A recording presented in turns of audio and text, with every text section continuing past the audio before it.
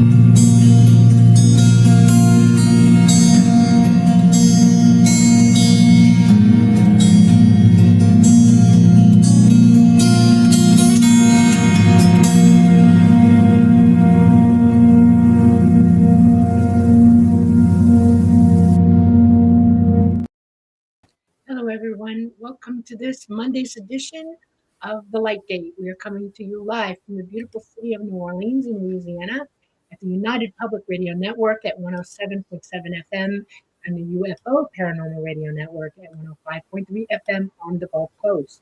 We are coming to you from Facebook. We are coming to you from Rumble, Roku, and YouTube. I would like to thank our sponsor. It's Monday night, and Monday nights are Carnation Night. We love our sponsor. They've been with us for a while now, a couple of years, and we are so indebted to them, and we thank them very much. We ask you all to enjoy their products. They have really good products. You should try them out. We have a wonderful guest. I became aware of her about 3 weeks ago now. Preston has enjoyed her company already, and we think you're all going to have a really lovely time with us tonight with her. And I'm going to go ahead, Preston, take it away. All right. Thank you, Dolly. Thank you, everyone, for joining us on episode 166 of The Light Gate. I'm your host, Preston Dennett, author, researcher, and an experiencer. And, of course, my lovely co-host is Dolly Safran, who, as you may know, has had an enormous number of encounters and experiences with ET and, frankly, with all kinds of paranormal stuff as well. We had a very lovely show last week when we interviewed Robert Salas. He has such an extraordinary story to share. He's a really brave man, a whistleblower about the Malmstrom UFO incident. If you didn't get a chance to check that out, please do. It is archived here on my channel, and I think you'll find it super interesting. I'm equally excited about tonight's guest, Crystal Khoba, and I'll get to her in just a few split seconds after I say a very quick hello to all you folks. Very happy to see a nice large crowd here of familiar names. So let me just say hi to you, because as I like to always say, we are family. We love you. It's because of you we do this show, and we have so much fun each Monday evening. So who do we got? We have Scope Eye Guy, first in line from Knoxville, Tennessee. So glad you could make it. We have Teresa Levine and Cherise Bazilla. That is. Yeah. Okay. We have, oh my gosh, you told me how to pronounce this. Let me see what I got there.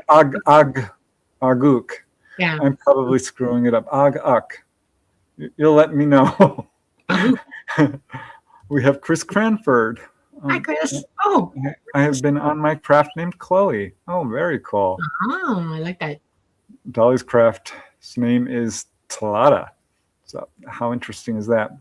We have Evan. Hello, Evan, the Owl Man. We have Dottie, PNW. Dottie. Greetings, everyone. Love to all. Oh, we love that. Hello, lovely. Namaste. We thank you for your generosity and for your presence. And just because you're awesome. We love you. Okay, who else we got here? Our wonderful friend Louise from New Jersey. We love you.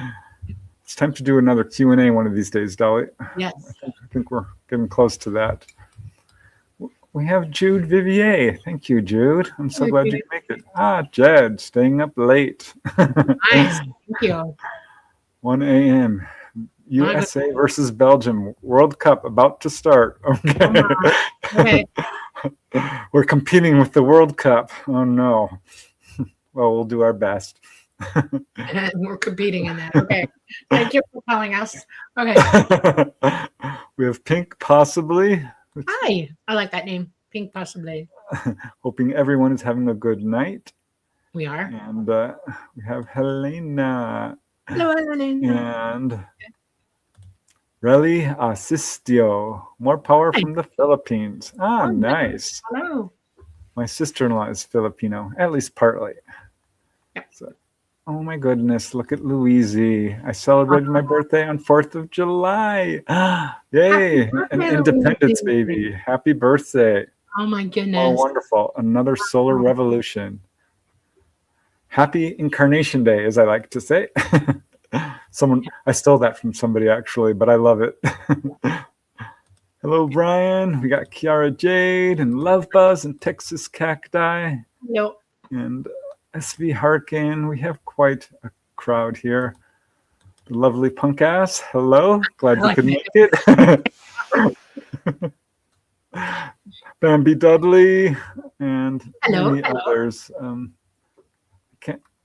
I'll try to be real quick here because we do want to get to our guest who has so much information to share. We have El Pete and Super Tinker and Christopher Harmon with a generous donation. We appreciate that.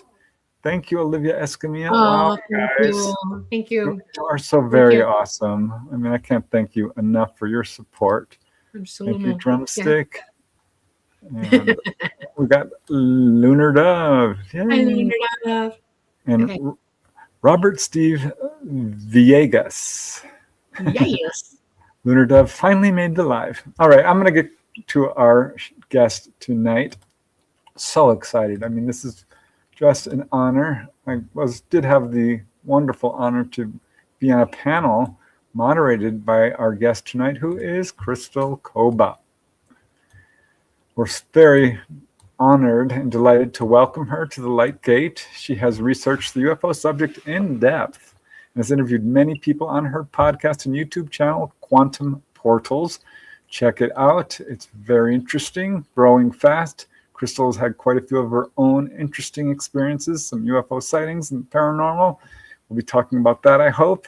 But as Crystal says on her website and YouTube channel, check this out.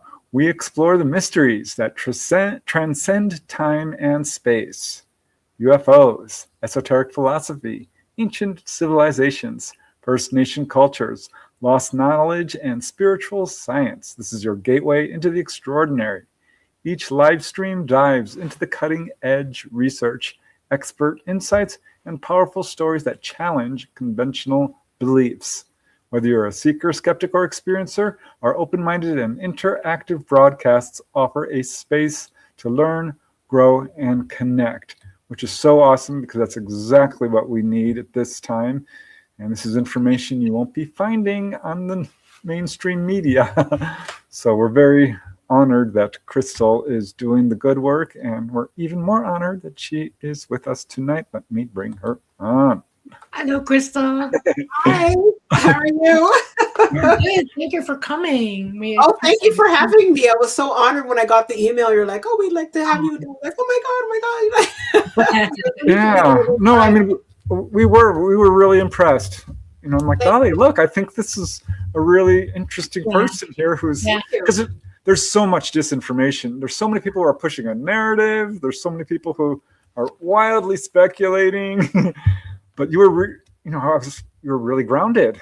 Yeah, thank you. I can see you were really interested in the subject, open-minded, curious, had some of your own experiences. It just, it's a rare combination to see. Thank you. Well, I hope I don't disappoint. Oh no, I'm sure you won't. So yeah, I mean, thank you, thank you, thank you. And Thank you. as I warned you before we started the show, how I like to start the show. Yeah. Because whenever I see adults, I can't help but kind of go back in time and picture them as little kids running around climbing trees or whatever it is they did as little kids. Yeah. And I'm always curious how they got to where they are today, because this subject is still kind of niche, still kind of on the fringe there. And I'm very curious to how this kind of all unfolded for you and what brought you to where you are today. Okay, well, I definitely have to give absolute credit to my mother. And I was born in Montreal, Quebec, Canada. And so I was raised here. And I've also worked in Toronto, and I've traveled. But it really started with my mother. And my mother was someone who was born in Jamaica and went to England. So back in the 50s and 60s, when a lot of people were leaving, like the Commonwealth had been opening up. And so a lot of people from Jamaica were leaving and went to England. She grew up in England for a while and then came to Canada. So there was that whole sort of migration story of people from the West Indies going to England and then coming to Canada. And after that, she came to Canada in the 60s, met my father at Expo 67 in Montreal. And the rest of this is history. Yeah, exactly. And so so I grew up, pretty, relatively normal, but there were a lot of paranormal things that were going on in my life. But to start off with, when later in my mother's life, because I think when I was growing up, my mother was a single parent, so we didn't really always discuss it, but we did have times when we talked about some of the experiences that she had as a child growing up, where she had a lot of psychic ability. And so she was she saw angels all the time. Oh, wow. She had psychic visions. Her Uncle Tessie could tell you what, like, your whole day, like he could tell you like what you had for breakfast and all that kind of stuff. So it really ran a lot in the family. Wow. And so there was a lot of that going on when she was growing up. And then when my parents divorced and she was raising me on her own, she told me stories about how she saw me speaking with different ghosts, spirits as a little child. I'll be running around and talking with these little ghosts, whatever spirits. I don't remember that myself, but she said that it was something that happened all the time. What I do remember, one of my earliest memories in terms of my experience on this planet, was that I had a dream that actually, sorry, let me rewind. Before, when my mother was pregnant, just before she gave birth, she had a dream that she saw me in this sort of processing center where people go before they come into this, before they have this incarnation. Wow. Oh, That's cool. Yeah. And so she said, I saw you and I knew it was you. And she said, I knew you and you were playing with another little girl there. And she said that you had greenish skin, that you had very, very pointed eyes, you had pointed ears, and you were from another planet. And she was speaking with these. Oh my gosh. Yeah, she was speaking with these higher beings. And they said, because my mother she had been trying to get pregnant for a long time and it wasn't happening. And she was saying to this being, she says, I really want a child. And they said, well, we have this young person here. If she can come, it's going to be difficult, but you're going to learn a lot and you're going to work out a lot of karma. And needless to say, she says, okay, I'll take it, And and she said, well, she's playing with her little friend over there. But she says, okay, so you're ready to go. We've done the, I guess sort of in a way at Akashic Records, we've seen that, the two of you have stuff you can work out. And when she woke up, she went into labor. So so she had the dream. Sorry, it sounds weird, but she had the dream before about wanting to get pregnant. And then when she finally got pregnant, And later on, because when you get pregnant, the soul doesn't come to the body until much later. There's actually like no soul in the actual fetus. I mean, some people believe it, some people don't, but the actual soul comes into the fetus, and you choose to come into this life to work out whatever karma you have with your parents. So when she had made that decision, I came down and became the child, and I was born after that. And it turned out that the other little girl that I was playing with had also been born around the same time, and I actually ended up knowing her, and her name was Angela. Wow. So there was some interesting things that were happening there as a child. And then I remember much later, might have been 8 or 9, and I remember having a dream about my other family that I had before. And I had a family, I had a brother, I had parents, and we were walking through this different planet, which was just so vivid and real. And I, even at a young age, I knew that this wasn't just a regular dream, that this was something that I had actually experienced. And I know that a lot of children grow up and say, oh, you're not my mom, you're not my dad, this kind of thing. But I really realized, I said, I'm not supposed to be here. Like, I want to go home to my family. And she didn't really understand that when I was growing up as a kid. So that was something that I had experienced as a kid. And wow. Yeah. And I mean, granted, yes, my mom was a single parent. I was born in the 70s, so it was a bit difficult. And yes, and we had our moments and all that kind of stuff. So, like any other, especially like a lot of light workers, we have a tendency to have very difficult childhoods. And I think what it does is that it puts us in the crucible, as it were, and we were forged in that crucible. And we then later on use those experiences in order to spread our light, but also to do the work that we came here to do, to hold space. So I feel that when I look back at this point in my life, and I look back at everything that has happened, I realize that every single experience has led to where I am now. And so the question you're asking is, how did I get into it? Well, at around the same time, as 7, 8 years old, my mother introduced me to Star Trek, and that was the gateway. The series, and that was the gateway.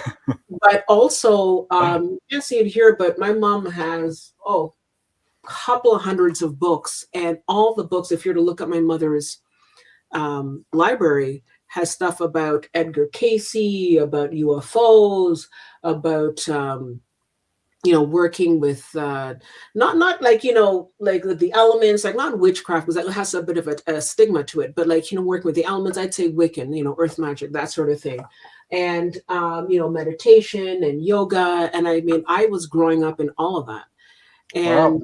I had and she was also on a learning curve herself, because when my parents got divorced, I think that she went through not a crisis of the soul, but you get divorced and you sort of try to figure out where you are in your life. And I think that she went back to school. She did go back to school, and she did social work, but when you do your degree here in Canada, you have to have a major and a minor. So her major was social work, and her minor was religions and different beliefs. So she went through the whole gamut of learning about different religions and about Hinduism and Buddhism. And when I was a kid growing up, she took me to all the ashrams and all the meditation centers and the chanting centers and the kirtan and all that kind of stuff. So I had a childhood of going with my mother on Saturday night to the Guru Mai Center, and well, Crystal, this sounds like a perfect kind of mother for you. I know, exactly.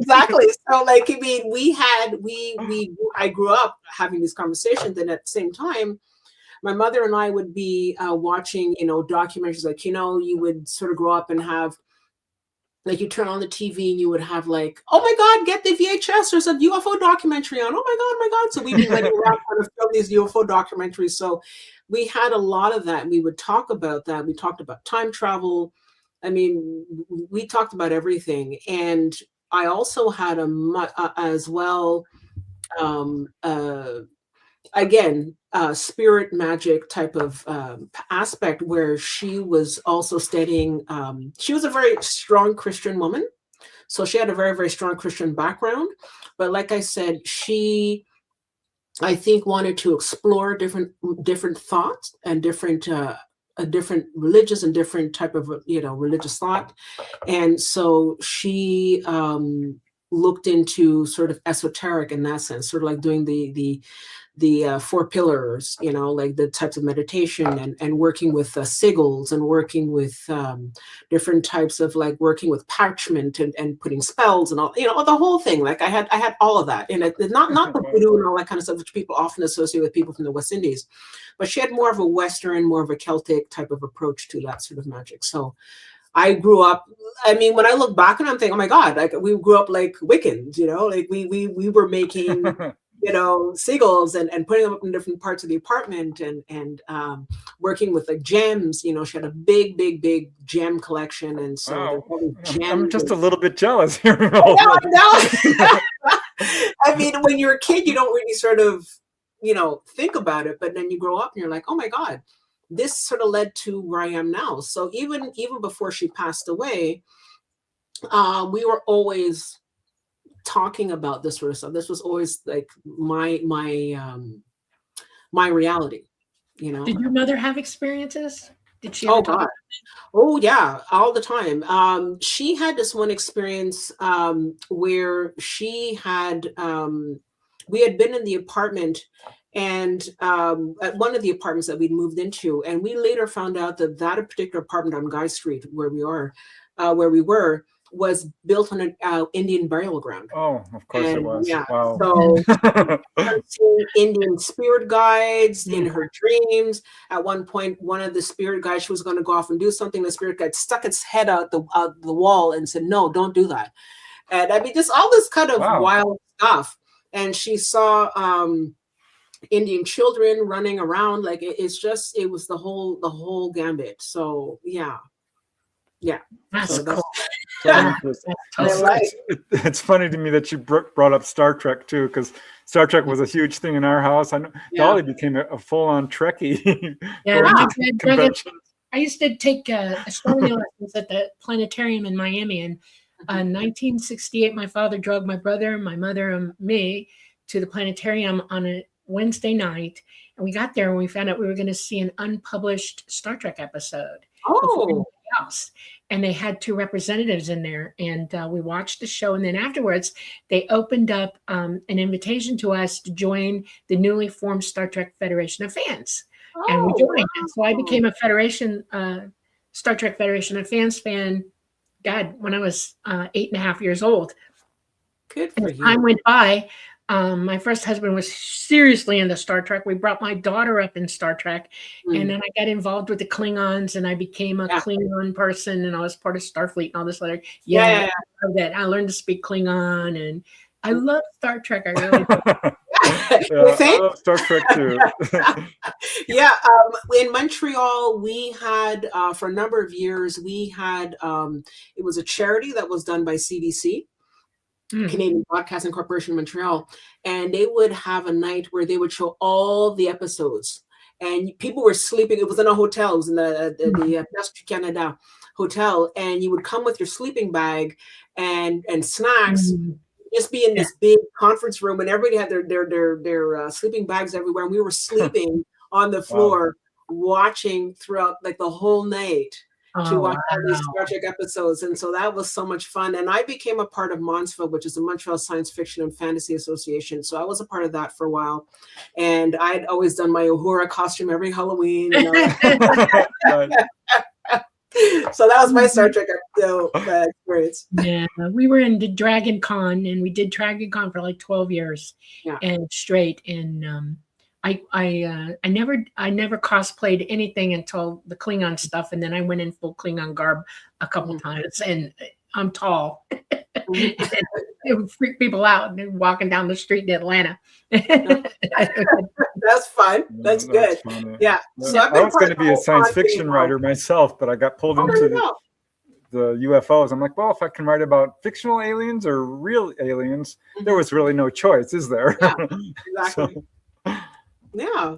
Yeah. So so I was a part of the whole con thing for a while. I helped to organize certain conventions, science fiction conventions as well. So it's something that was very it's something that I've always known, and so for me, but just for me, I know some people. I mean, maybe it's different in the States, or maybe the clubs that I was a part of. I know some people are very kind of like, well, it's either fiction or it's real, and neither the twain shall meet. And I never really had that. I was always sort of like, I'm able to have a foot in both camps.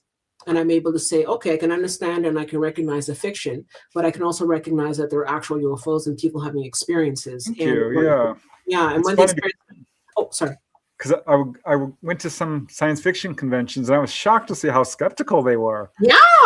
And they're like, What oh, the heck? no, we don't touch it. No. And I'm like, but okay. I never sort of spoke up because I remember saying, okay, yeah, what about, we do something about UFOs? And people are like, oh, no, so Yeah. it's weird. I never talked about anything UFO to anybody ever. I made that mistake and I never did it again. So. We have an incident though, and Preston doesn't know about this. It just hit me in the brain pan when you're talking about it. Our Klingon group, we used to, I know how to use a batleth. I've learned to fight with one. And I also learned how to use a broadsword. I knew how to use a broadsword from my dad at the beginning. We had the big bamboo practice swords, and we were out in our front yard one evening. It was getting dark. And 3 people said, look up. And I was like, what do you mean? And they said, look up. And I did. And yep, there it is. And they freaked the hell out. And they said, oh my God. And I'm like, oh yeah. And I didn't say anything then either. I was like, I pretended to be. What, a UFO you're talking about? Yep. Wow. Now, okay. And now my daughter was laughing. She thought it was and it went away afterwards. And okay. People said, do you see those around here? Do they come by a lot? And I'm like, I don't know. Yeah, exactly. Like, I don't know. Yeah. So yeah, one day, yeah. It is amazing to me because the reason that we like Star Trek so much, and I still do to this day, is that it valued a certain code of ethics. Yeah. Okay. That was at the base of it, at the foundation of it. And they wrote it through their entire series, every which way but loose. And it was a good program for family and friends and your kids because it was great. It was one of the best TVs and still is, when you're watching it on TV, because most of the stuff that we see now is so horrifying. I can't put it on the TV anymore. And Star Trek is always a really good go-to because there's nothing wrong with science fiction at all. There's nothing wrong with it. Right, it was groundbreaking, that show. And it was very groundbreaking. Yeah. It was groundbreaking. And it's funny because I remember as a child, like you saw all the episodes, like we know the episode literally, back to front, and yet you can still watch it and still find something still. That's like exactly right. New.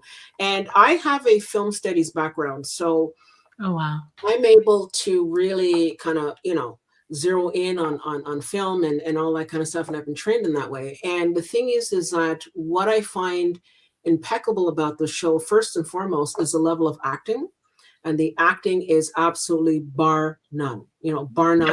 But then also I have I do a lot of, like, when I was in film, I used to do a lot of I used to look at if there's any kind of issues or mistakes, like, from one scene to another. And so I used to do continuity and also set design. And one of the things, if you really look at the show, is that of course, it's a representation of the 60s. The 60s was very, very colorful. So there's all that kind of stuff as well.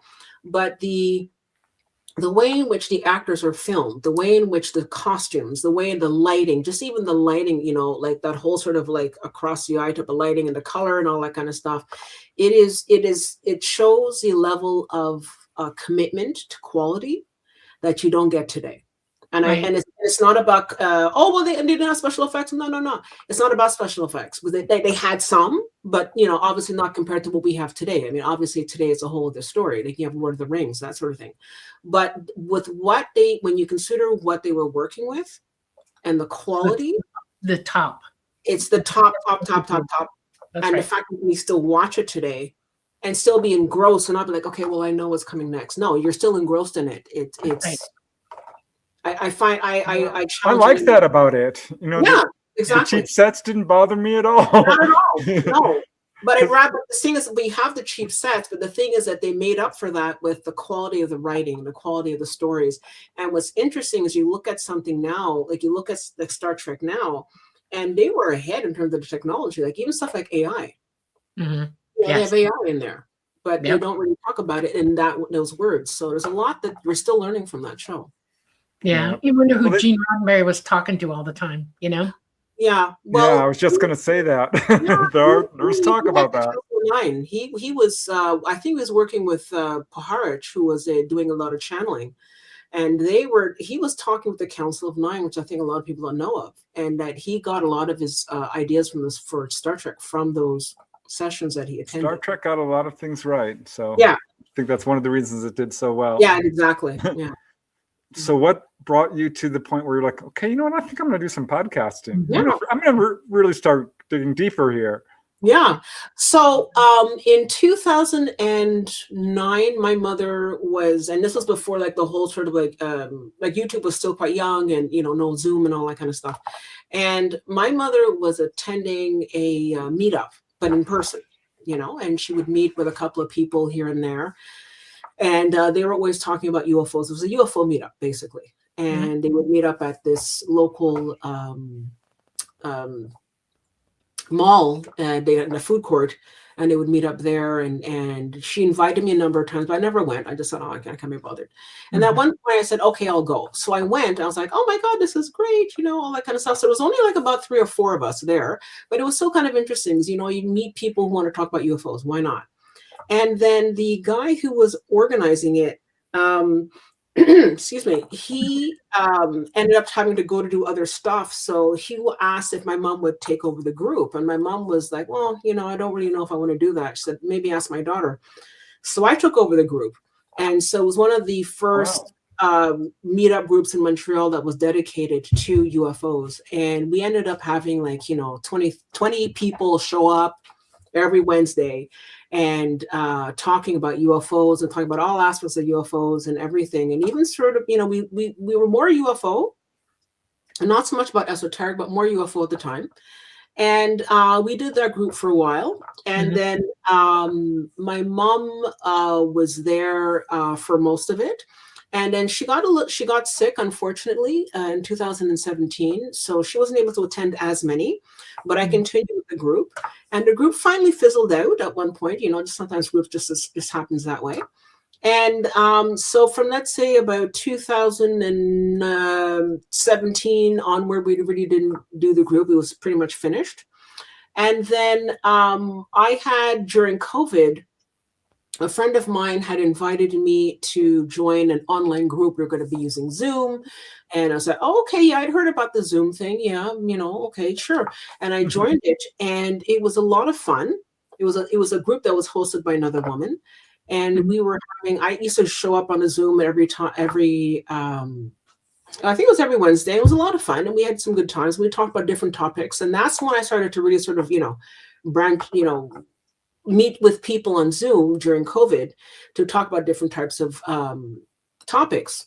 And then she ended up having to leave for family issues. So she left and went to Vancouver. And so she left the group in charge of another guy, but I think he just didn't have the time to run the group. And so the group had been at the time maybe 20, 25 people on Zoom. And then it ended up going down to like 4 or 5 people. And I was sort of like, oh my God, dude, do something, And he says, well, I don't have time. And he's a nice guy, but he didn't have the, how should I say, the willingness to go and find topics, get guests and all that kind of stuff. And I said, okay, well, then I'll do it, until we find somebody else. So I took over the group. And in June of 2024, I started, we changed the group to the Starseeds and Lightworkers Collective, which is what we started on Meetup. And on Meetup, we had when I first started in about June of that year, we had about, I don't know, about 5-10 people. And now we're up to 3,200, about 3,300 and change. Wow. Yeah. Holy smokes. And yeah. So I put blood, sweat, and tears into this, because when I do something, I do it, Yeah, me too. and I really There's no halfway. There's no halfway. There's no halfway. I'm curious, what would a typical meeting, how would it go with the Lightworkers and the Starseed groups? Well, when we first started, it was on Zoom. So we just started with Zoom, and we didn't have any YouTube at that time. And so we would come in, and we would have about, 20 or 30 people show up, and it was nice. It was fun. And then I'd say in the fall of, I think it was around November of 2024, that we started having problems with trolls, because we were doing it on Zoom, and I used to sort of post the link. And so we started having a lot of problems with trolls. We and my partner at the time, because we'd had a presentation in December, and it was just completely like racked over with trolls. It was crazy. And my partner said, well, why don't you try and go on YouTube? They can't get into, the trolls can't get in there. Why don't you try that? I was like, oh no, but and I just was kind of like, no. But he said, no, do it, because we owe this woman a presentation. Her presentation was completely ruined. And I said, I was embarrassed, and I said, no, I cannot have her walk away with that. So I said, no. So I invited her back on the 27th of December of 2024. And I said, look, come back. We'll do your presentation on YouTube, and we won't have the interruption, and I feel sorry. So she came back, and she did the presentation, and it was just a dream. It was just like, oh my God, this is great, and there's no interruption, and I could talk with her, and it was just also just the because I have a film background, I like the presentation in terms of like I could show pictures and all that kind of stuff. So there was a lot that I really liked about that aspect. And then we tried another presentation on Zoom in January of 2025, and that also got completely ransacked by trolls. So I said, okay. What is it with these trolls? I don't know. But what, somebody crazy to me. I know somebody told me that because there are a lot more light workers coming and working now, that they are going about, powers that be are going about and really attacking the light workers. They're attacking. You need to give a couple of people admin ability inside while you're working online like that. Mm-hmm. And the admins are there strictly to identify them and boot them out. Silently, without restriction. In other words, we have a thing on us. If you're going to start something in our chat, goodbye. Yeah. I do not play. I won't give you a second chance. You're just gone. Oh, yeah, for sure. It does help. And YouTube is good about that, though. You should have that kind of control on YouTube. We do. Yeah, exactly. Yeah, we still have discussion groups on Thursday nights. And so I have, and me and another person have the admin. And so, but at the time I still was sort of learning the whole technology. So I wasn't, aware of that. Now it's a bit different, but me too. I sort of like, chow, you're out.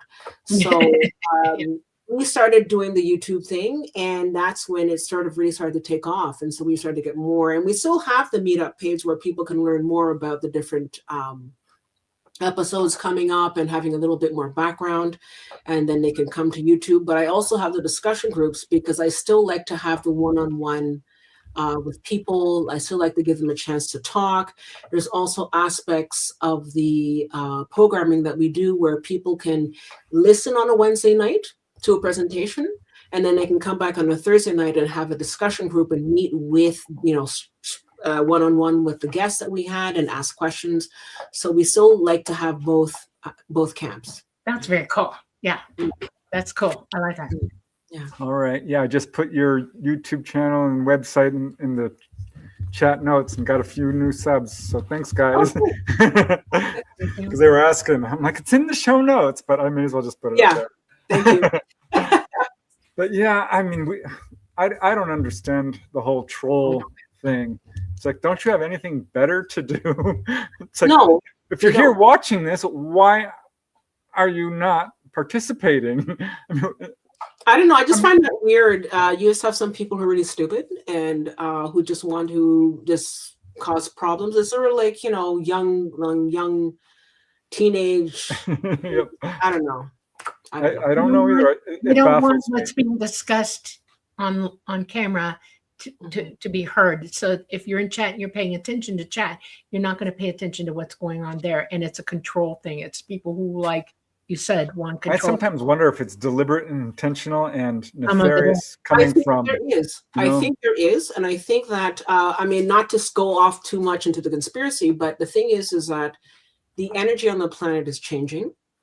There's a lot of change going on, and there are people that don't want to see that happen. And so I feel that there are some people who are deliberately don't like the light, and they want to bring down, that which is trying to spread consciousness and light and raise the vibration, as it were. So. Well, also there's a weird kind of synchronicity to the things you're describing, how events kind of turned out that were a little bit rough in the beginning, but ended up moving you into a really good place.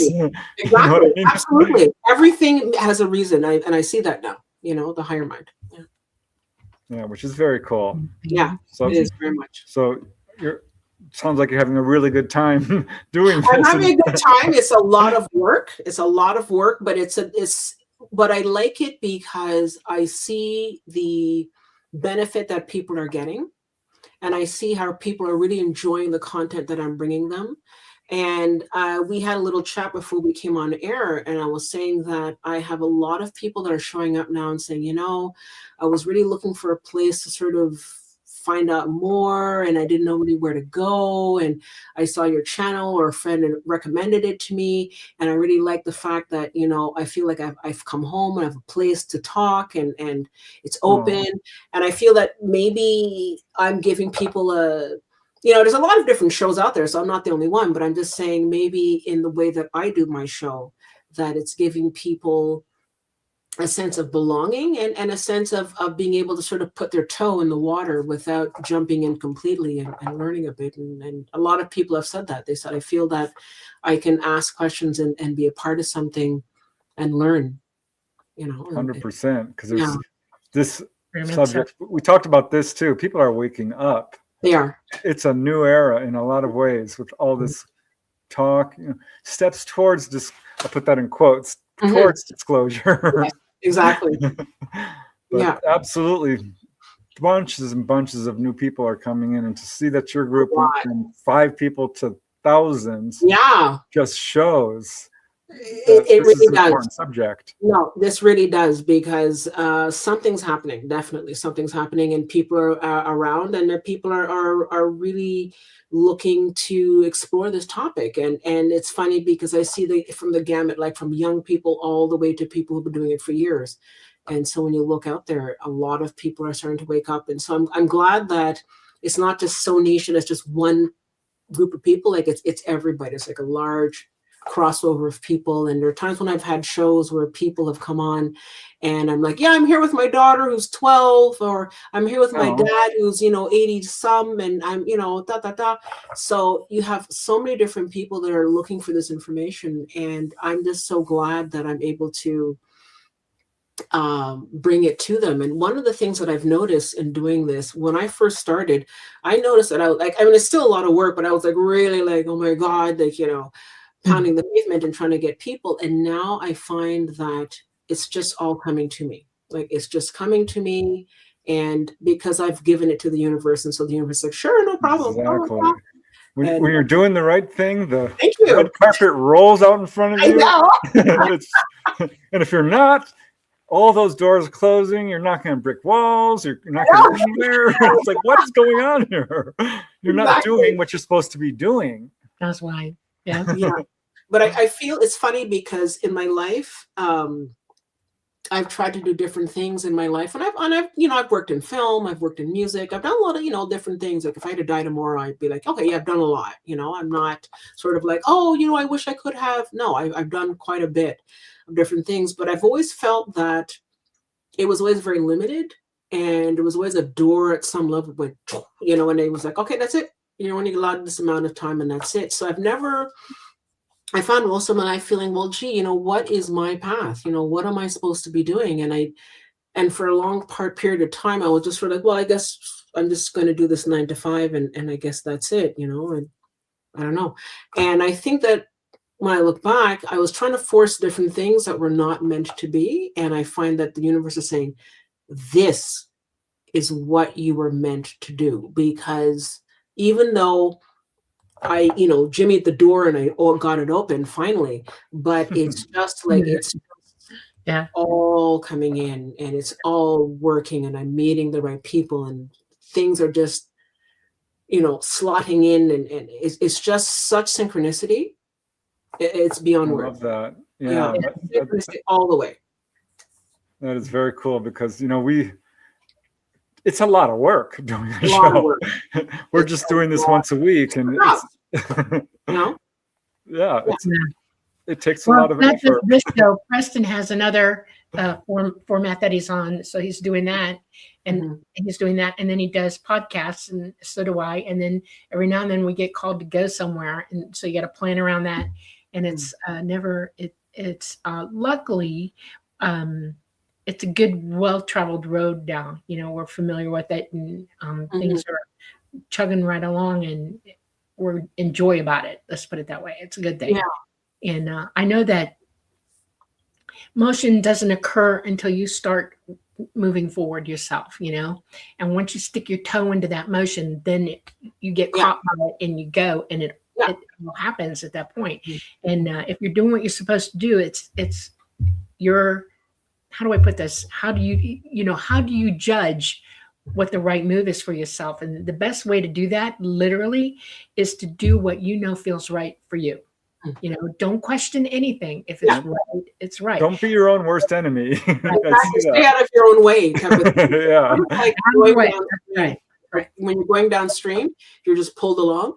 And I feel like I've sort of jumped in and I'm being pulled along, and you're going the right way. Yeah, going down the river the right way. That's cool. Exactly. Aw, that's cool. All right. So I understand you've seen a UFO or two in your days? Yes, I have. One of the things that I remember was that I was with a friend, and I was actually at a time when I was talking a lot about UFOs with her. She was a part of my group as well, my earlier group back when I was doing the meetup at the mall back in those days. And I remember that she had come over to my house, and I had just finished doing laundry, and I said, you know what, it's a very, very hot day. It was the middle of summer. And I finished doing this big load of laundry, and I said, instead of putting it in the dryer, which is going to cause even more heat, let me just put it out on my balcony. I have a big enough balcony, and then I can just sort of put my clothes there. So I was out there at night with her, and I was putting my clothes out. And from the back of the building where I was living at the time, there was, you could see planes like far away in the distance. You could see planes flying over. So I knew what planes were. I know that there are planes that are flying over at a certain distance from my apartment. And, you could see them going across all the time. Not a big deal. They're planes. And what ended up happening is that she helped me out. I said, look, I'm going to the balcony, So she helped me out, and we were sort of putting stuff aside. And then all of a sudden, we saw, I guess, sort of like, it looked like a white triangular shape, and it had two black dots on either side, like one black dot here. And we were like, what is that? And like, what's that? The planes from the airport go horizontally and they're very far. You just see like the light and that's it. And it's planes. But this came right over my building, went woo, like that. And we were like, oh my God, what's that? And we actually felt the wind of like the whoosh. And we're like, oh, what's that? And the thing is, had I been alone, I could have maybe made an excuse and said, but there's two of us there, and I'm like, well, we both saw it, and we both screamed because we're like, was that no? And so it was like, okay, I guess we saw it, and there was that. And then there was another time where I was out with a friend. Well, wait a second. Going back to did it make any sound at all? It didn't make a sound per se, but it just flew so fast over our head that we literally felt the whoosh fly over us. And how low would you say? For it to be, to feel the wind at our That'd face. be pretty low, yeah. It was pretty low, and it was pretty big, and it was lit up. And I remember looking at it, and it was like a whitey, orangey type of creamsicle kind of color, whitish, orangey, and it had the 2 black dots, and it was rectangular. That I know for sure, and it just flew over our heads, big hurry, and very odd. Maybe 50, 70 feet. I mean, it seems far, but like enough that you would. I saw it fully. It wasn't in front of my eye. Like I literally saw when I looked up, and she saw it. And did you talk about it at all? I mean, we talked about it, but at the time we were kind of like, well, who do you talk to about this? Yeah. What do you do? We talked about it, me and my friend. What year was that? What year? That was, I would say that was about 2011, 2012. I think it was probably about 2011. Yeah, 2011 when we saw that. Pretty interesting. Yeah, and I was just sort of like, what is going on with that? So that was very strange, and that was unexpected. And then that was it. And I don't understand what that was about, but it seemed that was something that was there, and we saw it, and I'd always known about UFOs. Obviously I had a group at the time, but that was one where I was like, okay, wow, I have something to really talk about now. I've seen it. And yeah. I'm going to show you something. Now this is pretty far. Oh wait, I want it to stop. Hold on a minute. It's not stopping. Stop, you little devil. Okay, hold on a minute. Never does what I want it to do when I want to do it. Hold on. Just start it over. Hold on, because I have to get it to stop. Yeah. Okay. I'm going to get a beat on it. This was about, it was pretty high up. It was about 2,000 feet. Okay. It's rectangular. Okay. I don't know if you can see this or not. I'm going to give it a good shot. Can you see that at all? Okay, I see rectangle. I see a small rectangle in the middle. It looks like it's in the sky, right? And there's that's what I saw. That's 2,000 feet, but that's small because that's far away. 2,000 feet, very far away. And but Mine it's was one of the daytime cruisers. Yeah, they'll come down real low. The fact that it was coming over your apartment like that means that it was watching you. Oh, okay. So you were being observed. Yeah. Well, I do feel like these are intentional. When someone sees a UFO, particularly if it's close up, I think the ETs do this because they want to basically introduce themselves. Yes. Yeah, say hi, like we know what you're doing. We're real. Hi. People are watched by them and protected. That's one of the ones that actually keep an eye on me. And they won't come close to the house. And when you said it just goes whoosh and you can feel it, they do that. And absolutely. But you know what? One that observes you, it's a protector for you. Okay, fair enough. Because I remember at the time I used to be able to see a really, really clear view because of where my apartment was at the time. I could see Orion's belt, like the whole constellation. It was very beautiful. Oh my God, it was like really like right on top of us. So it was a very, very nice. And I remember at the time saying, I really would like to connect, and so maybe that's what they heard. And at the time, I don't think I made the association. But when I look back and I think, oh yeah, maybe that's a CE5. It wasn't about 2,000 feet though. That was definitely like. Well, that's what makes me really think this was intentional. Yeah. Max. Wow. Yeah, the only reason I got that one that far up is I was on the phone with someone that day. It was broad daylight, and my phone was on charge. I was on the house phone, and she's talking to me, and I'm looking out the window, and there they are. And I mean, they're real close to me. I mean, they're right by the house. And I said, just a minute, I have to go get my cell phone. And I ran back. By the time there were 4 of them, 4 or 5, by the time I came back, there was one left, and it had already gone up pretty high. But I watched it deliberately went across my window line. It dropped down a little bit, then it went forward, then it went up, and then it went down again. It was like just showing me, because the person I was talking to I needed her to see that, Okay. and and then another craft. Once we were in Florida, coming back from Florida to Georgia, and it was really rainy, and I got lost in the middle of the damn night, and it came and pulled me out of my trajectory and turned me around, and we followed it. And she sat in the front seat just going, huh? Oh my God, this is real, Mm-hmm. Yeah. So, Nothing like seeing it with your own eyes. Well, that's the thing, but like I said, I never felt threatened or anything like that, or like, oh my God, what's happening? No, it's more like, oh, okay. Like, so close. Okay, that's fine. Yep. But recently, my partner and I were filming something because I was doing a bit of music, and I wanted to sort of have something to, have along with the music that I was doing. And we filmed some orbs, actually in the back of where we are living now, and a couple of orbs, sort of flying by and everything. And I'm like, oh, okay, here we go, But it's funny because I find that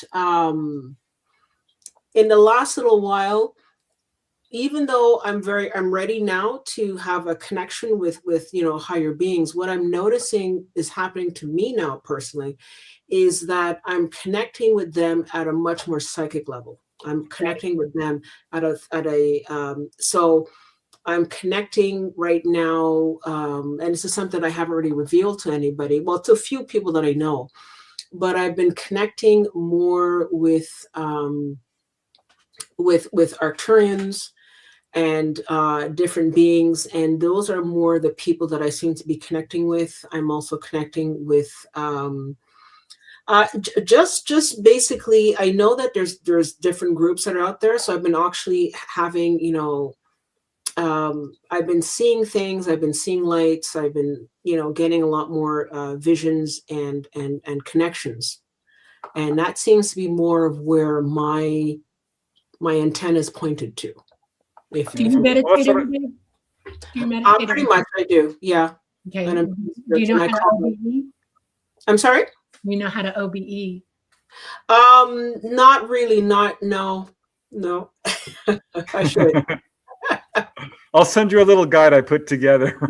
Yeah. Please do. It's all kinds of fun. It's a great way to connect. But okay. I love that you're saying that, because I always advise people, I really want to have contact. First thing you need to do is really start meditating, develop your psychic abilities. And to be grounded. Yeah. Absolutely. And reach out telepathically, mentally, because you can actually develop communication. It's 100%. Yeah, but that's what I've been feeling, is that I've been developing, through meditation and through prayer and through connection. In that sense, I've been feeling them. I know they're there, and they answer me, and I hear it in my head, and if I ask a question, the answer just comes like whoosh. Oh, Preston, I hear the badger. I've got to go rescue the chicken. I'll be right back. Oh no! Again, the chickens. Oh no! Yeah, we have a badger outside our house that got one of our chickens, so we have to be really careful. Oh wow! And we got a lot of wildlife here. We had a bear get our trash and spread it all over the yard. Oh, that's fun. And deer wander through the yard every now and then, which is beautiful. That's nice. But the badger's causing some problems. Oh no! Okay. We actually had a little bobcat too, pacing around our chicken coop. So okay, looking for a free lunch. Looking for a free lunch. Yeah. That's another thing I tell people, like, I'd really like to meet an ET, another species. I'm like, well, you know what? You should try communicating with your dog. Mm-hmm. And I'm not even being facetious. Yeah. Go down to the zoo and go to a dolphin exhibit. Mm-hmm. And it's so amazing. I had a friend who worked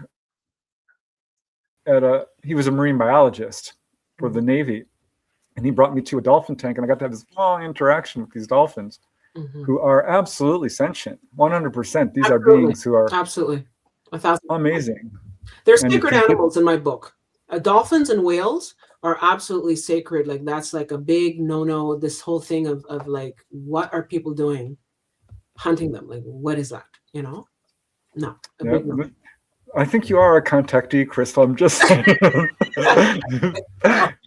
Whether you don't have to be taken on board to be a contactee.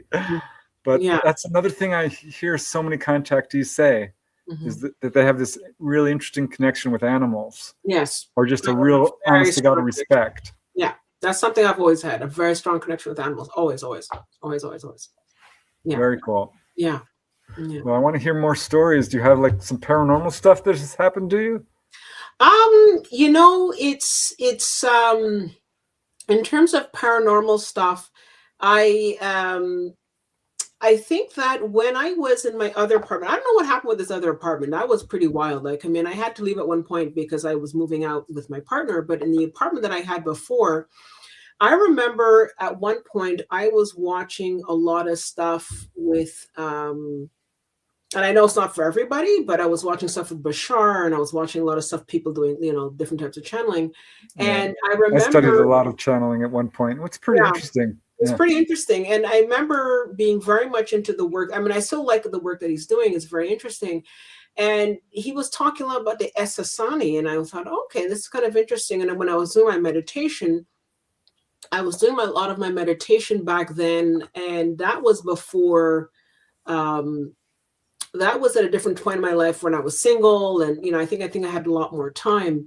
And I remember doing a lot of meditation, and I remember at one point that I was meditating, and I feel like I opened my eyes, but it was not like just open my eye. It was like I was still in trance, but I was opening in a sense that maybe my third eye was aware of my apartment. And I remember that there was, I guess, for the lack of a better term, a window that opened up in the middle of my living room. And I saw all these Esasani beings just looking at me. And they were looking to see, oh, that's her, and they were looking at me. And I think I'm sure that I have an image of what I feel that they looked like. And they were just looking at me, and it was as if to say, okay, so she's the one who's been calling us all this time. And it's now you got me curious. Yeah, I know. And they sort of looked at they were just sort of looking at me, and they were just like, they were in like white, sort of like white tight suits, and they looked like this. And I'm not sure if you can. Whoops. Oh, yeah, I saw it there for a second. Yeah, like there you go. Yeah, beautiful. Actually. Yeah, they looked like this, and they there you are, and they were just looking at me.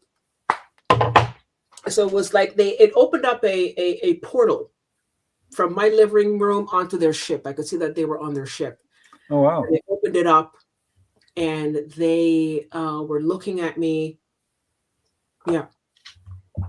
Yeah, like that. Yeah, exactly like that. But there was all like 4 or 5 of them, and they were just sort of looking like, oh, okay, so she's the one who's been calling us, and she's okay. Okay, I see you. And so they looked at me for a while, and they sort of, made connection with me, I guess, and then they just went, and then that was it. And so that was sort of like, oh, okay, so hi guys. They were there and all that. And I remember another interesting experience that I had. I was meditating in my bed. And it was just before 2012, just before December 2012. And I remember in my wall, like I had a big wall in front of my bed, and I saw a massive, massive Mayan calendar. I was going to say, that's the time of the whole harmonic convergence thing, right? Exactly. And it was just like it disappeared when it came in, and when it came in, and it was like all lit up and red, and then it kind of, and I kept on seeing it. It's as if it was trying to materialize in this That is in so this unusual. reality. Wow. Yeah, and it was just sort of like, oh my God. But again, I was meditating, so I was in deep trance, but I could still see, if it makes sense. Like, I mean, like Yeah. now I'm aware when I can see you, but there's also a level where I can meditate Yeah. and I can You're, still, what you're doing is your physical mind is actually listening yeah, to your who you really are, your consciousness. You're exactly. making the link. So you're what they call in full awareness. Yes. So you're perceiving who you really are, and you're seeing through that perspective, and it's translating into your physical mind. And so it's duality. You're experiencing the duality of self, Exactly. and you can see past the third dimension. You see past all time, all of it. And other beings who are able to do that can communicate with you at the same time. Exactly. Exactly. This is why meditation is so important. Yeah, it is. Absolutely. So I saw that. So there was a Mayan calendar, sort of like it was Very just, cool. it was massive. It was big, and it was just like, oh my God, what's this? So it's been kind of interesting. I think the latest thing that I've been having recently, and I know it sounds a bit crazy, and I, put a bit of a disclaimer out there, but recently, I've been having a lot of connection, and I know it sounds corny, but I'm having a lot of connection with Lemuria, and I've been having a lot of connection with dragons, and I don't know what that is. So I've been having a lot of dragon. I've been seeing, I mean, I've seen dragons before, obviously. We, fantasy, films, all that kind of stuff. And I never really sort of, okay, it's cute as a dragon, but great. Okay, fine. But now, recently, something happened last year where something seemed to have awakened. And in the last little while, I've been connecting with dragon energy. And what I'm feeling is that it's because dragons hold a certain amount of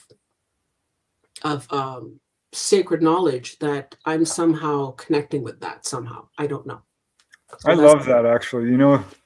We all dragons are a part of our culture, absolutely. Yeah. But if you look into the history of this, Yeah. apparently there's some actually nonfiction, real, honest to God accounts, people who've seen these things in ancient Earth history. But I had this one experience once. This is absolutely, a real experience for me.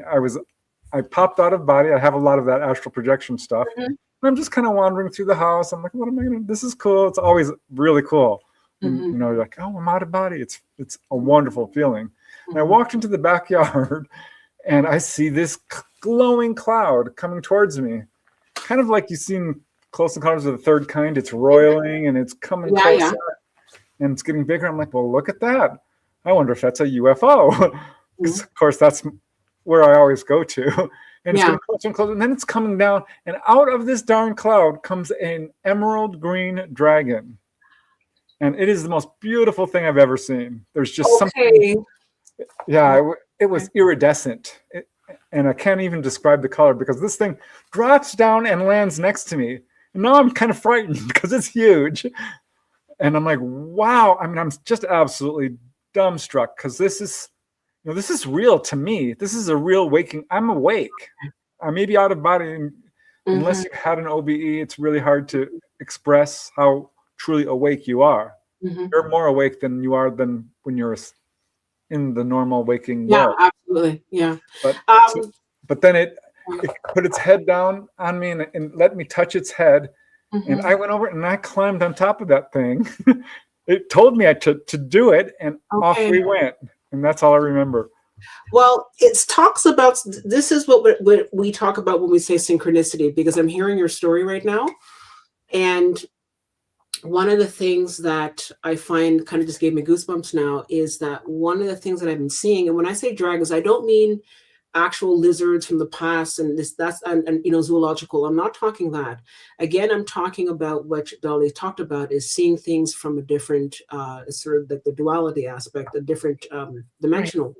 And I've been seeing them from that perspective. So I'm not looking at actual lizards from kids. I'm not looking at that, and that's fine. I don't have an issue with that. I'm just saying that that's where I'm coming from, is that I'm getting dragon connection of sorts. And one of the things that I've been seeing is emerald green dragons. And when I just told you my story now about dragons, I didn't mention anything about emerald or green. No, you didn't. And so this is, and and what did it for me is about a month ago, I saw something, some sort of clip or something of a dragon, and it was emerald, and it was green, and it was iridescent.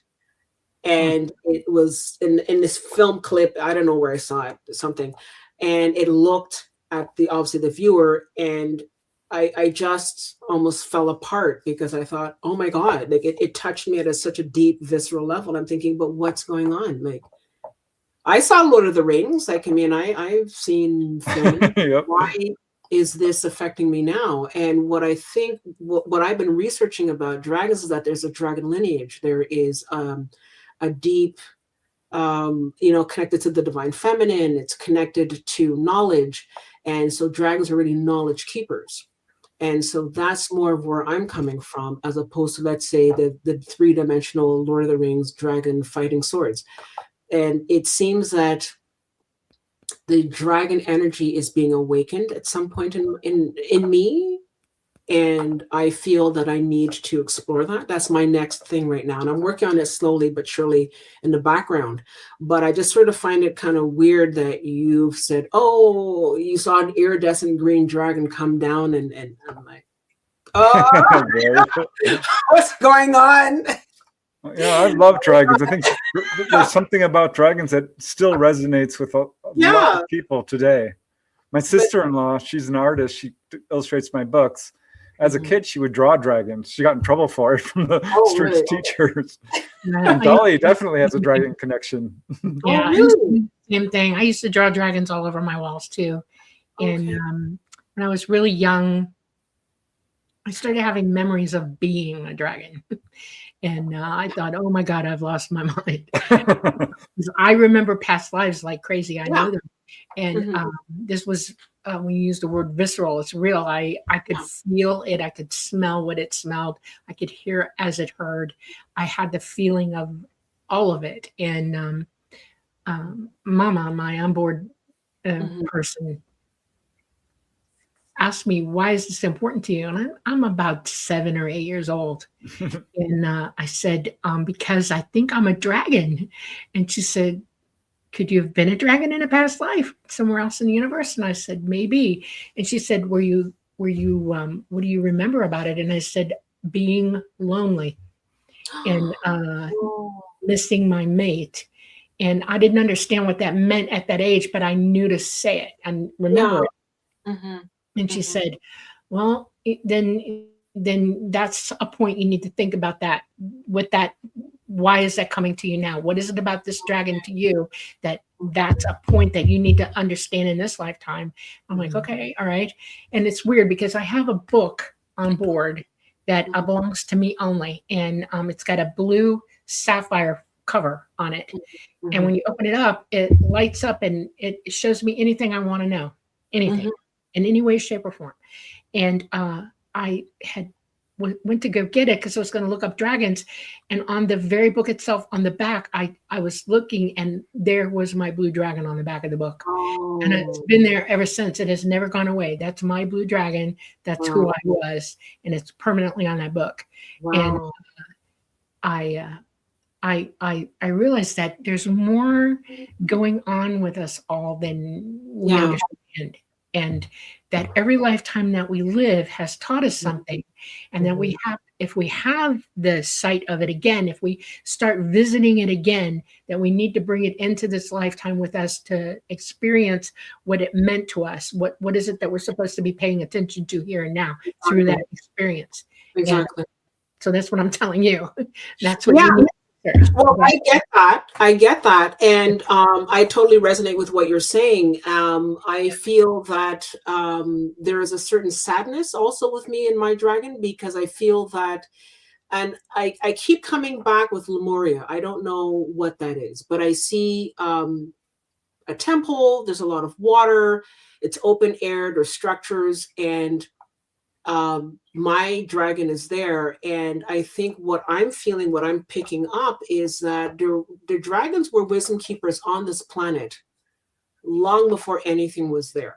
And between Lemuria and Atlantis, Lemuria, when it fell, a lot of that dragon energy got taken down as well. And so in Atlantis, I know when people talk about Atlantis is very interesting. I know I don't have a connection. I mean, I know of it, but like when I feel what my feeling is, like what my visceral feeling is that I was in Lemuria. That is definitely something I picked up. And if you'd asked me 5-10 years ago, I would have been like, no, I don't know if I wasn't ready or what it was, but it just not was something that I picked up. And recently has been like, this is definitely something that I'm feeling at a visceral level. My dragon was my soulmate, if it will. Like there was a soul connection between me and my dragon.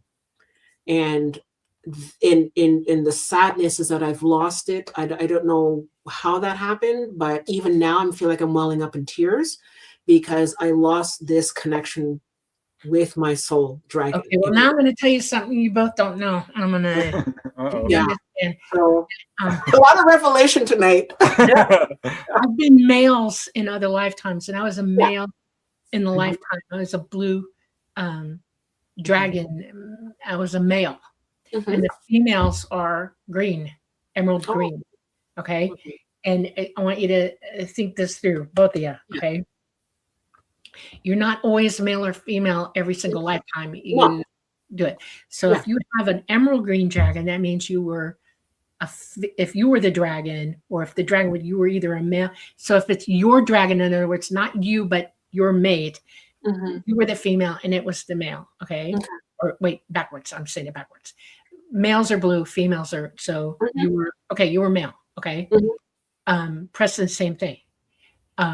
He had a female dragon coming, a male dragon coming from him. He had to be a female in that lifetime. Yeah. See what I'm saying? Yeah. And they're either or. We depict dragons here as blood red or you know, or the mother color and all that kind of stuff. But no dragon that I've ever heard about ever through ET or whatever, they're either blue or green. Take your pick. Yeah. And that's interesting.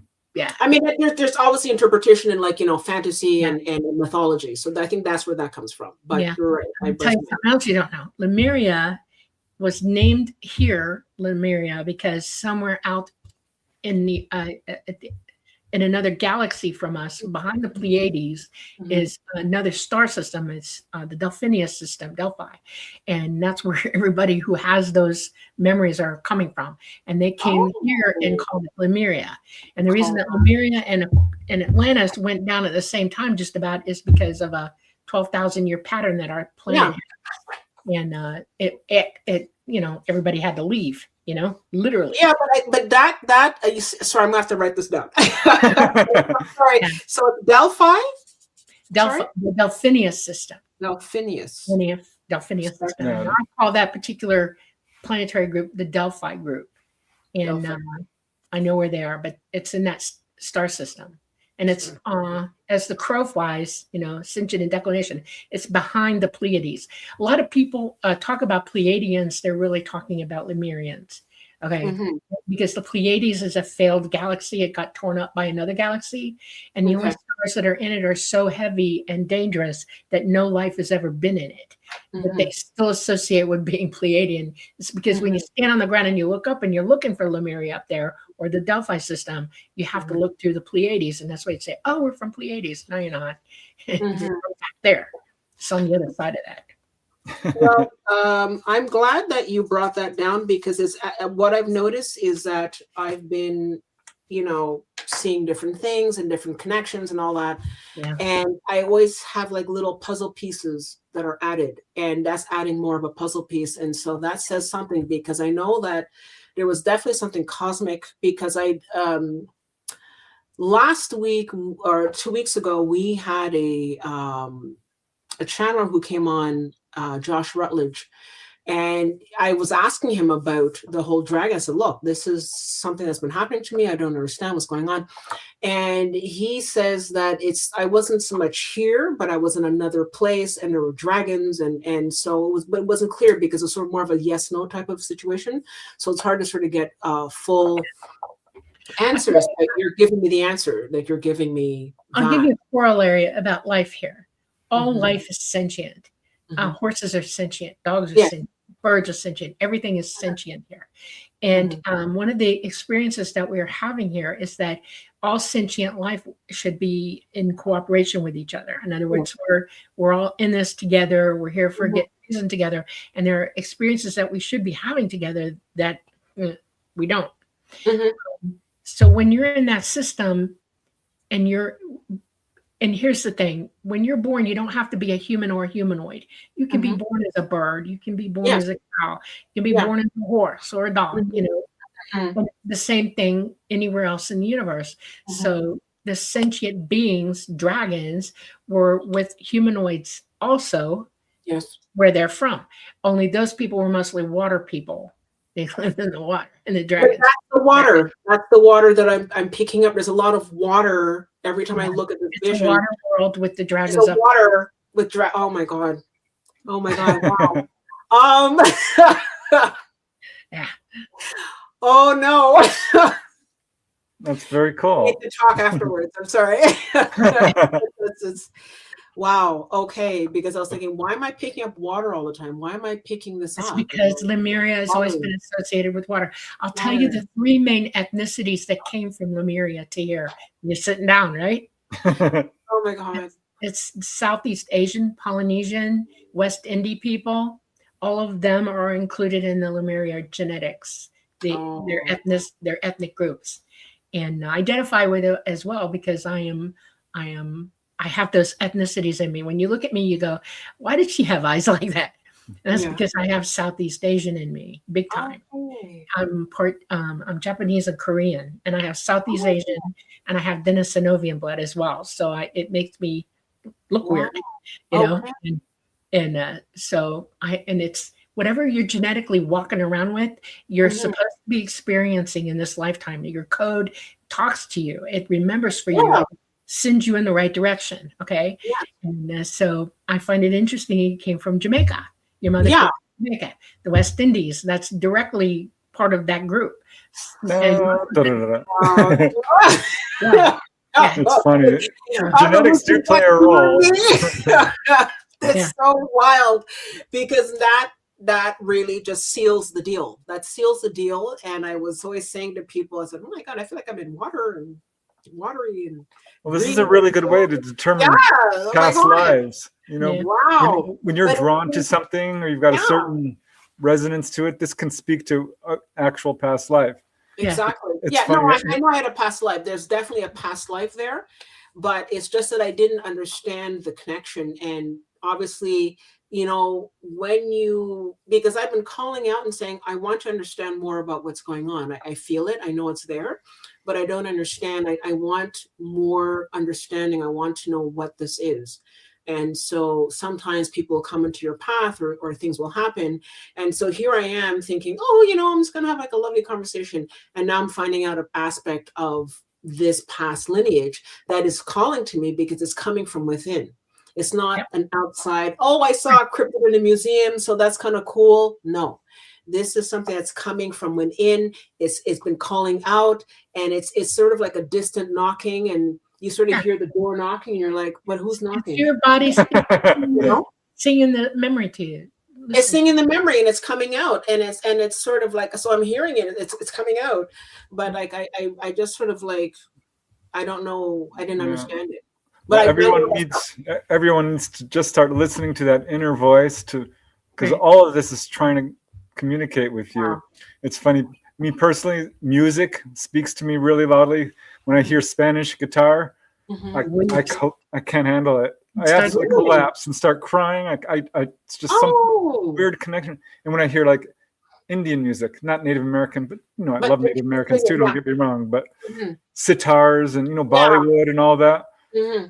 I found out not too long ago, it's very small, 1% East Indian. Oh, there you go. But it's calling you, you know? Yeah, it really is. And I think this is a great tool for other people. If you want to know about your past lives, look to your taste in music or food, really, or dress, or anything. Whichever way you're leaning, you know, Mhm. It's a story that your genetics all have, and it's trying to talk, you know. Wow. I still got to figure out that Spanish guitar thing, though, because... Well, if you're dancing the fandango, I'd be impressed. I'd pay to see that. I'd pay to see that. But wow, this is wow. Oh my God. Okay. Yeah, you were meant to be on the show, Crystal. I was meant to be on this show. Oh my God. Hello, you think? Oh my God. Yeah. Yeah, we're responsible for responding to what we see, feel, and hear and understand. And I want you to know that when he was on the show with you, I was in the room listening. Okay. Yeah. And I stood up a couple of times and I pointed at you. Oh, okay. And I said, there it is, there it is, there it is. And then afterwards, we started talking and I said, we got to bring her on. This is it. Yeah. And I had a very strong need to speak to you. Oh. And so that's why you're here. And I don't do that often. Not many people do I feel compelled to contact like I have. So just know that it's important. You're very awake. You're very advanced. I want you to know that. And, Thank you. I like, yeah. When I meet people like you, okay, it's like, oh my God, there we go, there it is. Okay. Thank you. And I feel like I'm enjoying being on the show, but I feel you and I need to talk a bit more. Sure. Yeah. I think there's a lot of work that we need to talk about. And yeah. Well, I love the work you're doing because the whole UFO situation is so messy right now. And there's so much going on, and people do need a place to go to, and you're doing some important work. And I'm just curious what you think about the whole, all the things going on with the UFO situation, the disclosure. You know, we were on the panel, we were talking about the Spielberg movie, which was so interesting. And Bob Lazar's new movie S4 just came out. I don't know if you saw that. I haven't seen that yet. I definitely want to see that. Yeah, you got to see it, Crystal. Yeah, absolutely. But lots going on now. All the whistleblowers, Congress talking. You know what? There's different aspects you can approach this from. So I'll start off with a couple of things, and people can sort of take and pick what they want. You know, it's like a buffet. And first of all, what's happening that's affecting everything is obviously the energies on the planet are changing. We are in a flux. There's like a lot of the Schumann resonance. There's a lot of the solar flares that are coming in and activating our DNA. So there's a lot of that going on. So people are becoming more awake and aware and open to that sort of thing. That's one. Number two, astrologically, for people who want to be into that, astrologically, where we are right now is a time where the constellations are such that we are in a moment where this type of awareness and awakening is due. All right. It's due. It's kind of when you look at the Mayan calendar. The Mayan calendar wasn't about this Hollywood sort of destruction and all that. That was BS. That's not what that was. The Mayan calendar was about apocalypse, which is a Greek word for revealing. And so all that revelation is coming out. And that's what's been happening since 2012. Slowly but surely, the wool has been pulled from our eyes, and we are beginning to see cut through the fluff, cut through everything. And people are so that's where the apocalypse is the revealing of all this stuff, and where people are saying, you know, I realize that I've been tricked by the media. Oh, I realize that, you know, I don't have to do this or feel that I'm being pressured by society to do this, that, the other. That's all a part of what's going on. And so we are really at a real threshold in terms of the humanity breaking through the matrix and breaking through all the stuff that's been going on through the archons, through all the different groups that have come here. And some have been benevolent and some have been here to sort of, you know, cloud our vision. And so all that cloudiness is being removed. And so we are at a crossroads of that right now. And so it shouldn't surprise people that yes, this stuff is coming out. Now then, if you want to bring it down to down to earth and say, well, why is all this going on? I don't know. Some people have said, oh, they're trying to hide from the Epstein files, and I don't like to get political when I'm talking, but that's one aspect. I've heard other things where people say they're being pressured, and meaning the governments are being pressured that groups who are out there want to, stop pussyfooting around. We're coming, so get your people ready. And so there's also that aspect as well. And then there's other aspects that say that it's just that this is where we're at, this is just where humanity is at. And this is the next step in our evolution, And so you can take from that what you will. Personally, I feel that we are at a crossroads, and I looked at the Mayan calendar, especially for that, where we are at a change. And even when you say, for example, the Kali Yuga supposedly is over. Now we're going into the Tetra Yuga, the East Indian, the calendar, the different ages. And so we're entering a new age. We're also entering a new age astrologically as well. So those types of changes are going to activate different aspects of humanity. And so we are opening up to some of those changes, and that's why people are waking up, and that's why people are looking at different, things differently, and people are breaking through the matrix and all that. So that's what's going on. I would like to put something to you. Yeah. We're all psychic beings. We all have the ability. We are born with the equipment, and whether we realize it or not, we broadcast every day. Yeah. This is how psychic ability works. We can communicate with each other mind to mind, no problem. And ET and everybody else. We're all one. Okay. When things are happening around you, everybody's thinking about it. And a lot of people have absolute knowledge of what is going on. And other people only have some idea of what's going on. And then there are people who have absolutely no idea what's going on. And everybody's broadcasting this all at the same time. And that's why we have different levels and different belief systems going on.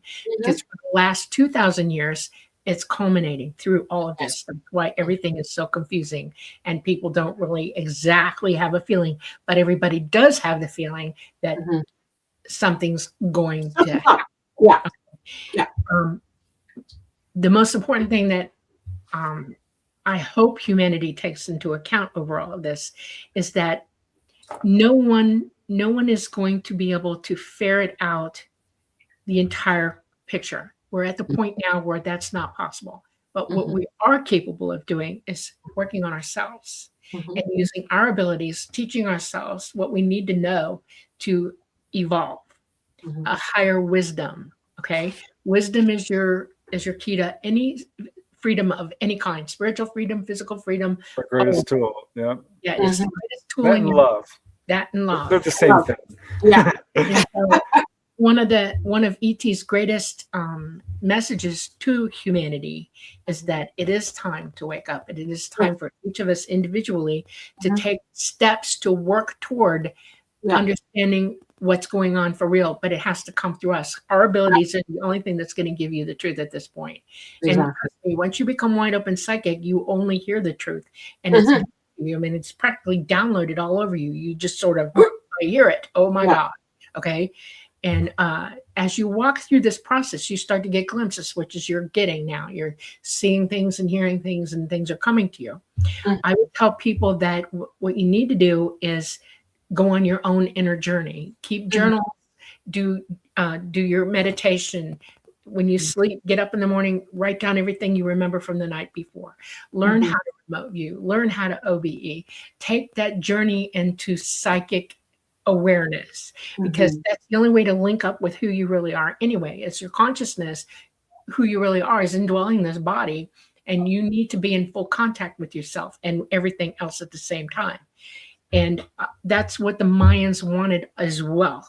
That was the reason they had that calendar. It was their countdown to what's coming. It's all about waking up, isn't it? Yeah, right, exactly. Even Buddha talked about it. It's time to wake up. It's time to let go of superficial things that don't matter. Exactly. don't worry about it. Shut down all the stuff that's not necessary for you to experience what's really going on, and then move forward from that. And then that way we don't have to use vocabulary to understand anything, because now we're teaching ourselves, we're learning, we're opening up. Telepathic. Yeah. You know? You know, you guys have made me think of something that's really kind of interesting, you know, in terms of how humanity is evolving. Because looking through history, I love history. And in the 1800s, 1850s, 60s, 70s, there was a movement right up through to the 1900s of spiritualism, which became incredibly popular and really affected society in a way that people were communicating with mediums in a way that absolutely changed the way people think about things. And on the heels of that came the technological era.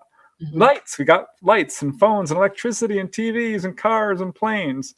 And right on the heels of that, UFOs come down in large numbers and changed again how people are thinking.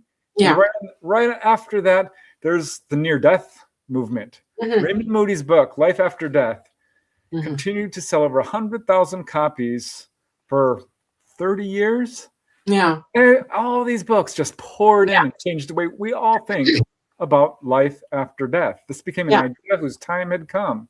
And now we're, moving towards the turn of the 21st century. And the whole idea of like, oh my gosh, our government might not have our best interests in mind. Yeah, really. People are waking up to that. Yeah, and there's a whole new movement towards we call it conspiracies, but we're now all getting absolute vindicated because it's coming out. And turns out it's not a conspiracy; it's true. It's absolutely true. And what's interesting is that even up to 10 years ago, 15 years ago, if you talked about UFOs, people would have been like, oh, that person's weird. That kind of thing. And now you have people on the, hey, boo. Now you have, the mainstream news. I mean, not that you're watching the mainstream news, whatever, but people are talking about it. There's no fringe, there's no tinfoil hats, there's no jokes, there's no nothing. People are taking it seriously, and nobody is running for the hills. If you remember, I don't know if you know this, but in 1938, Orson Welles did the War of the Worlds, a radio show. Yeah. And in that radio show, people thought that it was a real invasion, and people were literally running for the hills and going crazy, and people were just flipping out. Now nobody's flipping out, nobody's going crazy, nobody's sort of like, oh, you weirdo. No, because I remember I used to be the weirdo, and now everybody's like, oh yeah, UFOs, yeah. Next, so what else did you do this weekend? Like that it's really getting to that point where it's very blasé. And some people, like I said, getting back to your question about what I think, is that we've been acclimated slowly but surely at a 3D level.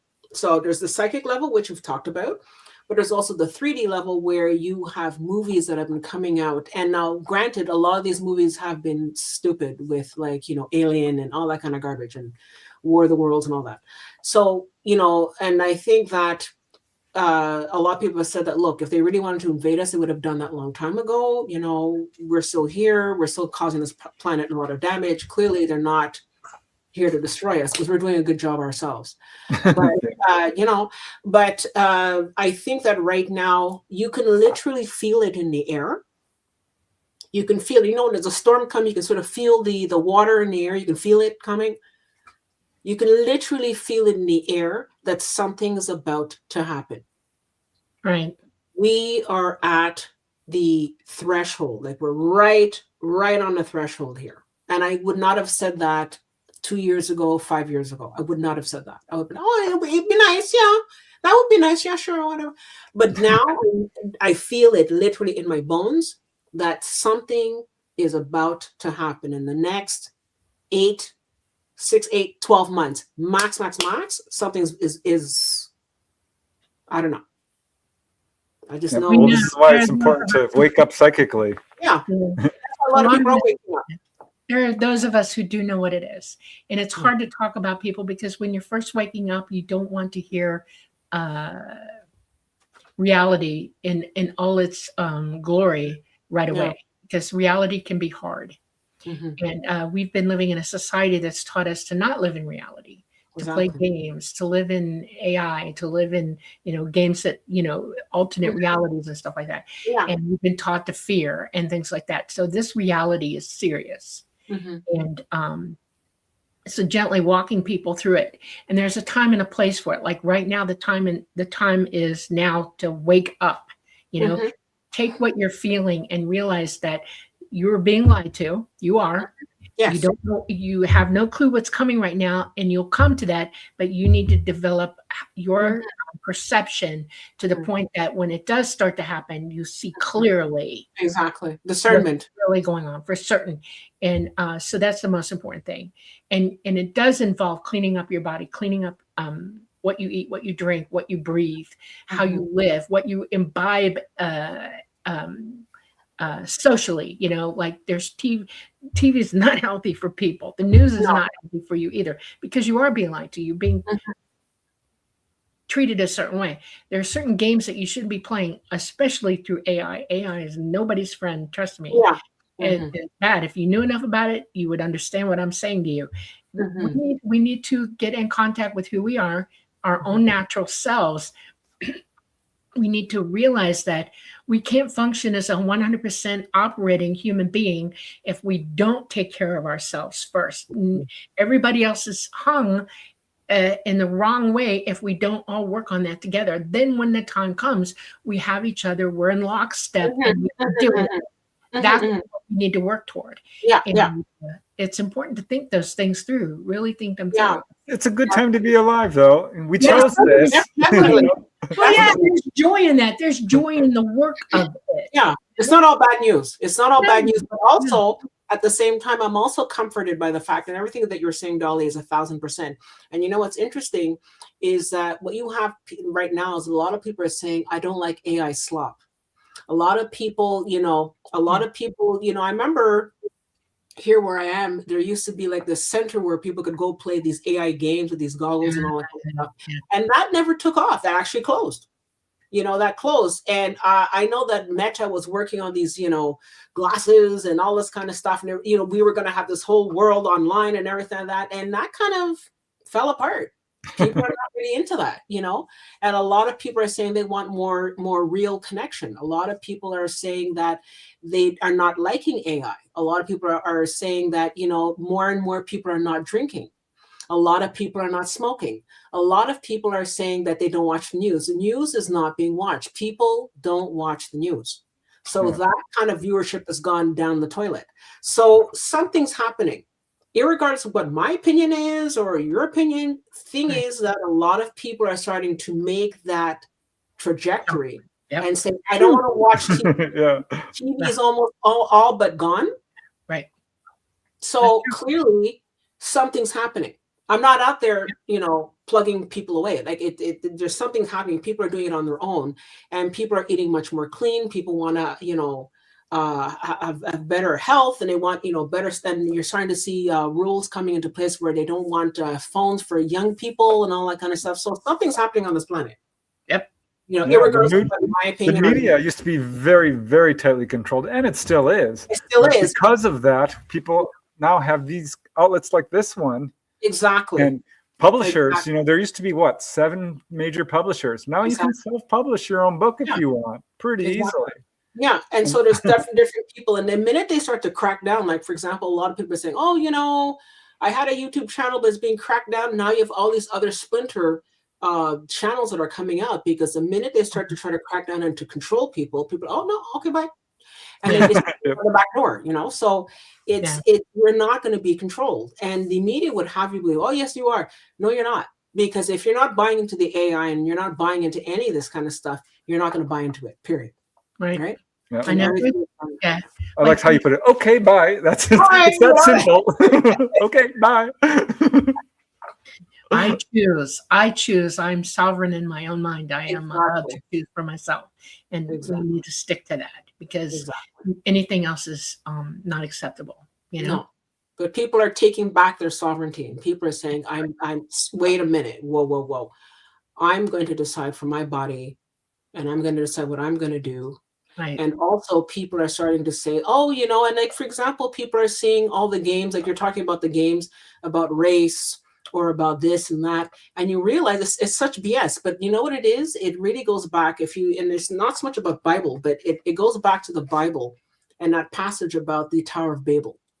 And it's just not a Christian thing. This is really, think about it.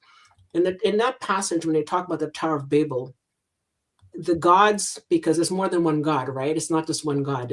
If you do the translation of the Bible, it's really about different gods, but it's been, anyways, translated. I'm not going to get into it.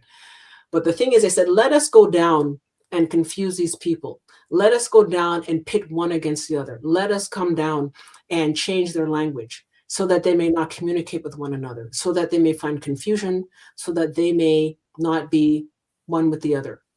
And that's exactly the same kind of playbook that they've been doing for thousands of years, is pitting us against one another, start trying to separate us. And we are waking up and saying, no, we're not playing that game anymore.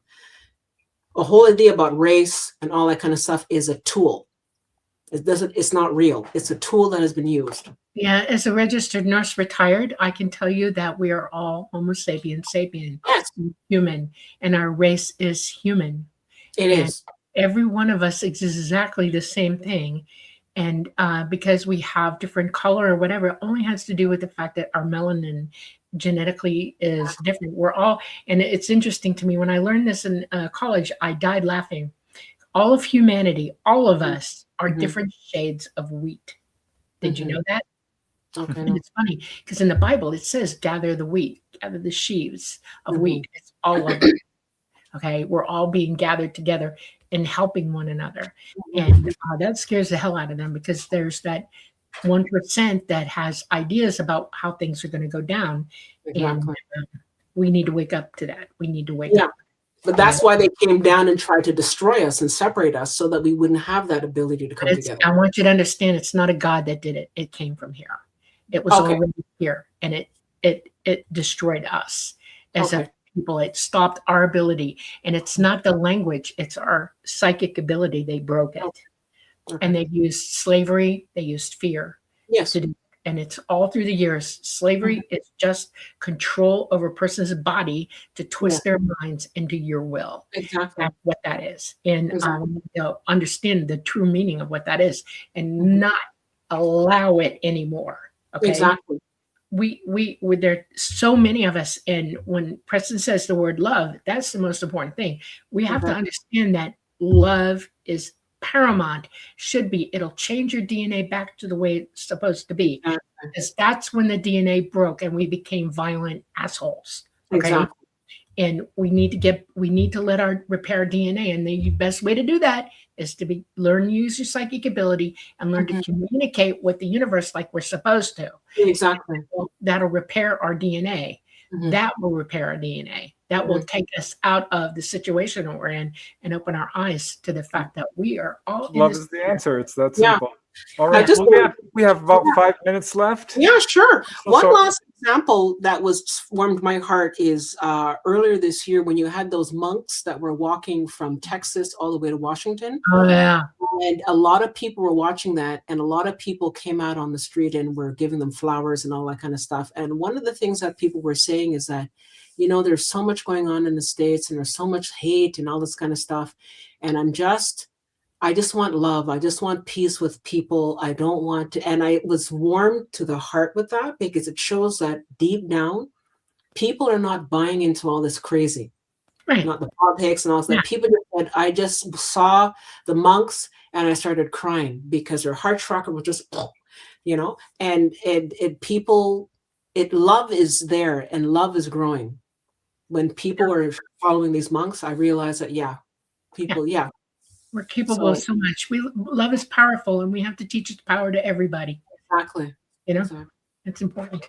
Okay. All right. I want to give you a chance, Crystal, to talk a little bit about your website and your YouTube channel, and where people can find you. And absolutely. Well, people can find us on Quantum Portals on YouTube. It's just like, Quantum Portals, here's the symbol. So you'll be able to sort of find it. And we have meetings every week on Wednesday nights between 8 and 10 Eastern. If you're in Pacific, I guess I'd say from 5 to 8 Pacific, and then 8 to 10 Eastern. And we basically have different guests, and we talk about different topics, and people can take part in the chat. And I read some of the comments that are in the chat. So if people have comments when they have a guest, I can read them to the guest, and then so there's that interaction. And about once or twice a month, we also have discussion groups, and so people can join in, kind of like what we're doing here, on a type of Zoom sort of setting, and people can join in person and talk and have their voice heard. So, and we also have a newsletter which we publish once a month, so people can sign up for that. And every time we have a guest, we have all the details, and you can just sign up for the newsletter right there, so you can keep in touch with. That's fantastic. I know we got a lot of people in here who have already jotted your way. They're talking about it all the way through. We've subscribed. We're going there. We're going there. Thank you. Thank you. It's totally awesome. Okay. Yeah. Right. Well, that was a lovely show. Thank you so Absolutely. much, Crystal. I loved it. And Thank I know you for inviting me. Thank you, Dolly, for opening. It just Preston as well. Thank you so much, Preston. You're such a beautiful soul, and you're going to be on the show in 2 weeks. I think you're going to have a presentation as well about schoolyard UFOs. So we're really looking forward to that. So if you're here watching tonight, please join us and listen to Preston and on July 15th. So we're looking forward to that. But Dolly, I want to say thank you for, oh my God, connecting the missing link. And I look forward to speaking with you more about that. So. Yay. Thank you. All right. Well, I guess it's time to say good night. Thank you, everyone. Thank you, Crystal. Thank you, Dolly. Thank you all who took time out of your Mondays to watch us. I want to give a special thanks to all you guys who helped support our show. It means a lot. Namaste. We love you, Louise. I'm just so absolutely just delighted, and thank you. Thank you. I mean, I don't have the words, Christopher, Olivia. You guys are just help us. Wonderful friends. Great. Thank you. Great Jamie stuff. Ashburn, we love you so much. But yeah, all of you guys are just terrific. So thank you, thank you, thank you. Oh, man. Yeah. All right, Dolly, as much as I hate to do it, it's time to say goodbye. Okay, well, thank you guys, and we look forward to seeing. I'm sure we can come back, and next time I'll have you on my show, and then we can continue this conversation. Okay. Thank you, everyone, for joining us on the Light Gate. We're coming to you live from the beautiful city of New Orleans in Louisiana at the United Public Radio Network at 107.7 FM and the UFO Paranormal Radio Network at 105.3 FM. We're on Facebook, we're on Roku, we're on Rumble, and we're on YouTube. Everyone, go in love. We love you. Talk to you later. Love and light. Bye.